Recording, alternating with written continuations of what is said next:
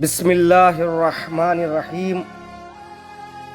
سامعین محترم، السلام علیکم۔ آپ تمام حضرات کی خدمت پربرکت میں روز 10 العرض کی مبارکبادی پیش کرتا ہوں۔ معصومین علیہم السلام کی احادیث اور فقہی منابع کی روشنی میں 25 ذی القعدہ روز 10 العرض ہے، لہٰذا یہ تاریخ اسلامی اعتبار سے بابرکت قرار پائی ہے۔ عربی زبان میں دہ کے معنی کسی بھی چیز کو اس کی جگہ سے پھیلانے یا بچھانے کے ہیں۔ 10 العرض سے مراد زمین کے پھیلانے اور بچھانے کے ہے۔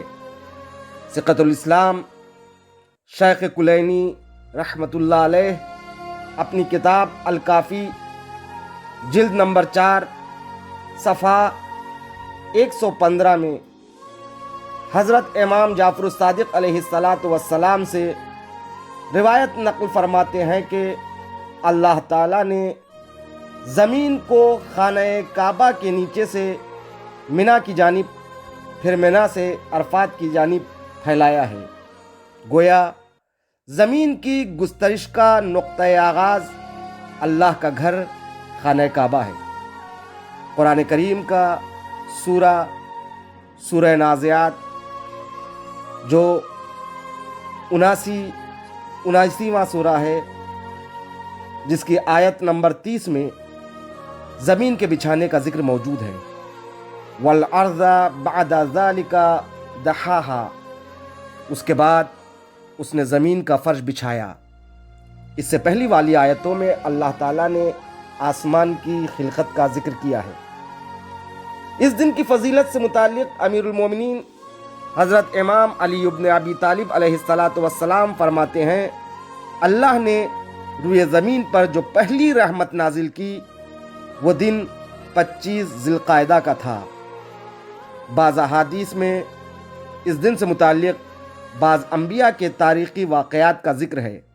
من جملہ ان واقعات میں حضرت آدم پر خدا کی رحمت کا نزول، حضرت نوح کی کشتی کا کوہ جودی پر لنگر انداز ہونا، حضرت ابراہیم اور حضرت عیسیٰ کی ولادت باسعادت ہے۔ دعا کی کتابوں میں اس دن کے اہم اور مخصوص اعمال کا تذکرہ ہے۔ 5 عمل ہے۔ پہلا روزہ، دوسرا عمل غسل، تیسرا نماز، چوتھا عمل دعا، 5واں زیارت امام علی رضا علیہ السلام ہے۔ روزہ، امام علی علیہ السلام اس دن کے روزے کا ثواب 100 سال کے روزے کے برابر قرار دیا ہے۔ البتہ جن کے ذمے واجب روزہ قضا ہے وہ مستحب روزہ نہیں رکھ سکتی، لہٰذا ایسے شخص کو چاہیے کہ وہ اس دن واجب روزے کی قضا کرے، انشاءاللہ اس دن کا ثواب بھی اسے حاصل ہوگا۔ دوسرا عمل غسل، روز 10 العرض کی نیت سے غسل کرنا مستحب ہے۔ تیسرا عمل نماز، ظہر کے قریب 2 رکعت نماز 10 العرض کی نیت سے پڑھیں، جس کا طریقہ یوں ہے، جس کی ہر رکعت میں سورہ حمد کے بعد 5 مرتبہ سورہ شمس پڑھی جائے اور نماز کے ختم ہونے کے بعد لا حول ولا قوت الا باللہ العلی العظیم کہے۔ یہاں پر اس بات کا ذکر کرنا ضروری سمجھتا ہوں، جنہیں سورہ شمس یاد نہیں ہے وہ دیکھ کر بھی پڑھ سکتے ہیں۔ نماز کے بعد ایک مختصر سی دعا ہے، وہ پڑھیں۔ وہ دعا یہ ہے، بسم اللہ الرحمن الرحیم، یا مقیل العثرات اقلنی عثرتی، یا مجیب الدعوات عجب دعوتی، یا سامع الاصوات اسمع صوتی، وارحمنی وتجاوز عن سیئاتی وما عندی، یا ذا الجلال والاکرام، اللہم صلی علی محمد وآل محمد۔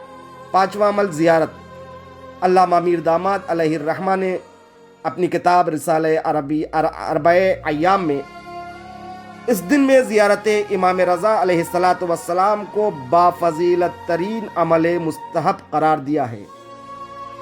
انشاءاللہ آج اپنی دعاؤں میں ہم اپنی یہ اہم دعا رکھیں گے، خدایا تو اپنی آخری حجت امام مہدی کے تعجیل میں ظہور میں تعجیل فرما اور ہمیں ان کے ناصروں میں شمار فرما اور ناصر بننے کے قابل بنا۔ امید کرتا ہوں کہ آپ حضرات ہمیں بھی اپنی دعاؤں میں شریک فرمائیں گے۔ والسلام ورحمۃ اللہ وبرکاتہ۔